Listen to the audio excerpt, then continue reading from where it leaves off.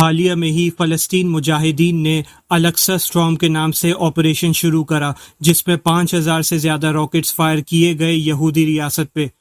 عالمی سطح پہ اس کو سرپرائز اٹیک کے نام سے کہا گیا، اور حماس کے ملٹری کمانڈر محمد الدیاف کا یہ کہنا ہے کہ یہ حملہ وہ رسپانس ہے جب یہودیوں نے بے گناہ فلسطینی عورتیں اور بچوں کا قتل کرا اور ساتھ میں مسجد الاقصی کی بے حرمتی کری۔ یہ بات سچ ہے کہ جب کوئی بے گناہ مسلمانوں کا خون اس طرح عام کرے تو اس کے خلاف نفرت اور جذبات میں اضافہ ہوتا ہے، لیکن ان وجوہات کے ساتھ اگر ان معاملات کو جیو پولیٹیکلی سمجھا جائے تو معاملہ مزید گہرا ہے۔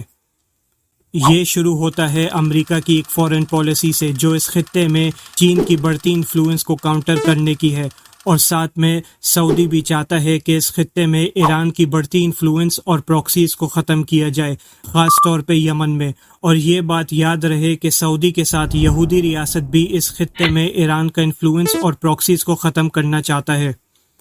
امریکہ نے ایک الائنس کا آغاز کرا جس میں امریکہ کی یہ کوشش ہے کہ عرب ممالک کو یہودی ریاست سے نارملائزیشن کروائی جائے، اور ان کا مین ٹارگٹ سعودی عرب ہے۔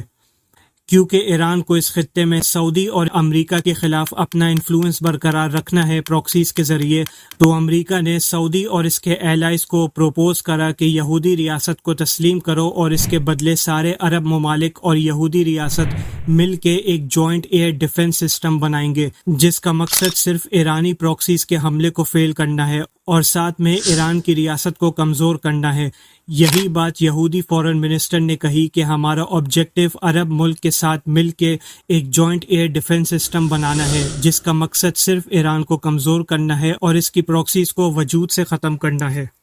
سعودی اس بات سے راضی ہے کیونکہ سعودی خود ایران کا انفلوئنس ختم کرنا چاہتا ہے تاکہ سعودی کا اکنامک انٹرسٹ خطے میں محفوظ رہے ایرانی پراکسیز سے۔ لیکن سعودی نے اس کے بدلے امریکہ کے سامنے دو شرائط رکھی کہ سعودی یہودی ریاست کو تسلیم کر لے گا اگر امریکہ سعودی کو نیوکلیئر پاور بنائے، اور دوسری شرط کہ فلسطین کا معاملہ ریزالو ہو، یہ دکھانے کے لیے کہ کم از کم دنیا کے مسلمانوں کا بھروسہ سعودی سے مکمل طور پہ نہ اٹھے فلسطین کو اگنور کرتے ہوئے۔ دیکھا جائے تو امریکہ اور یہودی ریاست ہرگز یہ نہیں چاہتے کہ ایک عرب ملک کے پاس نیوکلیئر ویپنز ہوں، لیکن ساتھ ہی یہ خوف پڑا کہ اگر امریکہ سعودی کو نیوکلیئر پاور نہیں بنائے تو سعودی چائنا کے کیمپ میں جا کے چائنا سے نیوکلیئر ڈیل کرے گا اور چائنیز جیو پولیٹیکل کنڈیشنز کو ایکسیپٹ کر لے گا، اور سعودی کا چائنیز کیمپ میں جا کے نیوکلیئر ڈیلز کرنا ایک بہت بڑا خطرہ ہے امریکہ کے لیے۔ حالیہ میں ہی سعودی نے چائنا کو نیوکلیئر پلانٹس بنانے کا بول رکھا ہے ان کیس اگر امریکہ سے نہیں بن پائی، اور اب تو سعودی برکس میں بھی شامل ہو چکا ہے تاکہ خود کو ان سب سے محفوظ رکھے۔ اسی بات پہ امریکہ اب سعودی کو نیوکلیئر پاور بنانے کے لیے راضی ہے اور بدلے میں سعودی کو یہودی ریاست تسلیم کرنے کو بولا، اور مزے کی یہ بات ہے کہ اب موجودہ یہودی ریاست کو کوئی مسئلہ نہیں رہا اگر ایک عرب ملک کے پاس نیوکلیئر ویپنز آ جائیں، کیونکہ واضح طور پہ یہ نیوکلیئر ویپنز یونائٹڈ نیشنز کی نگرانی میں ہوں گے۔ لیکن امریکہ یہ کام صرف سعودی اسرائیل نارملائزیشن اور اپنی فورن پالیسی کے لیے نہیں کر رہا، بلکہ امریکہ کے اپنے اندرونی سیاسی مسئلے بھی ہیں، جیسے کہ امریکہ میں الیکشنز آنے والے ہیں، اور بائیڈن کسی طرح سے سعودی اسرائیل نارملائزیشن ڈیل کروانے کی کوشش میں ہے اپنے نمبر بڑھوانے کے لیے، تاکہ اپنے آپ کو مڈل ایسٹ کا پیس کیپر کے طور پہ پیش کر سکے اور مزید ووٹس لے کے دوبارہ الیکشنز جیتے، کیونکہ ٹرمپ نے بھی یہ کوشش کری کہ یروشلم کو یہودی ریاست کا کیپٹل بنایا اور ابراہیم ریکارڈ سائن کروائے، جس میں ٹرمپ کی کافی واہ واہ ہوئی۔ اسی وجہ سے بائیڈن بھی اپنی سیاسی پاپولیرٹی بنانے کے لیے کچھ ایسا ہی کرنا چاہ رہا ہے۔ In general, we continue to look for ways to both broaden and deepen the Abraham Accords and other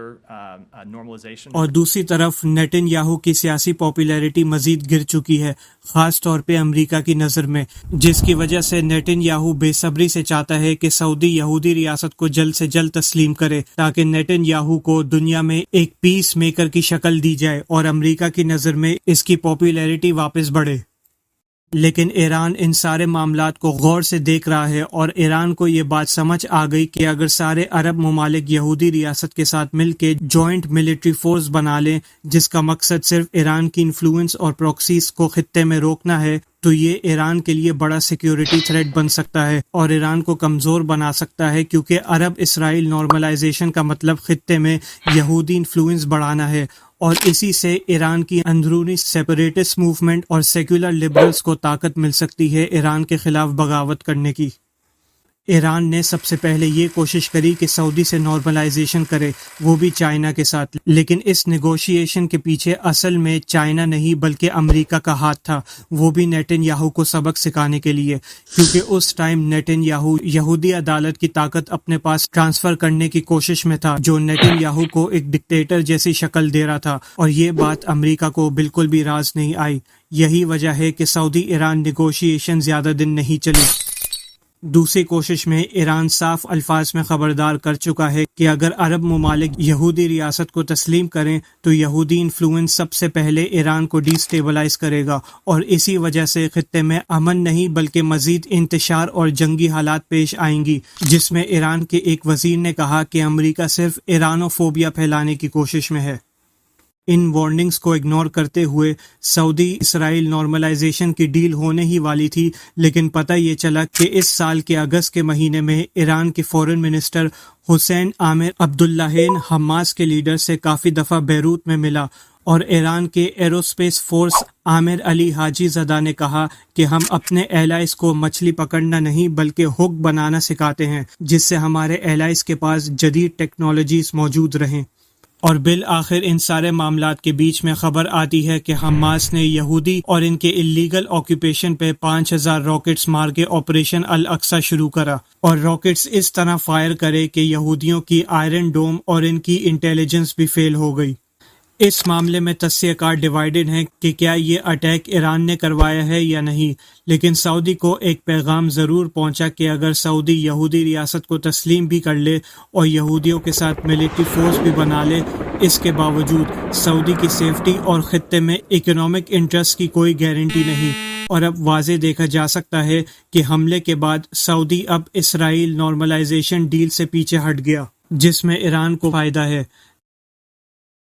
historically دیکھا جائے تو 1948 سے عرب اسرائیلی جنگیں کبھی فلسطین یا یروشلم کو آزاد کرنے کے لیے نہیں تھیں، بلکہ یہ جنگیں سپر پاورز کی پاور سٹرگل تھیں کہ کون اس خطے میں اپنا انفلوئنس اور انٹرسٹ کو برقرار رکھ سکتا ہے، اور کچھ ایسا ہی آج بھی نظر آتا ہے فلسطین کے معاملے میں، جدھر موجودہ سپر پاورز کا مقصد الاقصی کو آزاد کرنا نہیں بلکہ ان کو انتشار میں رکھنا ہے، صرف اس مقصد سے کہ ہمارا انفلوئنس اور انٹرسٹ برقرار رہے، کیونکہ اس میں ہر قسم کی جیو پولیٹکس شامل ہے۔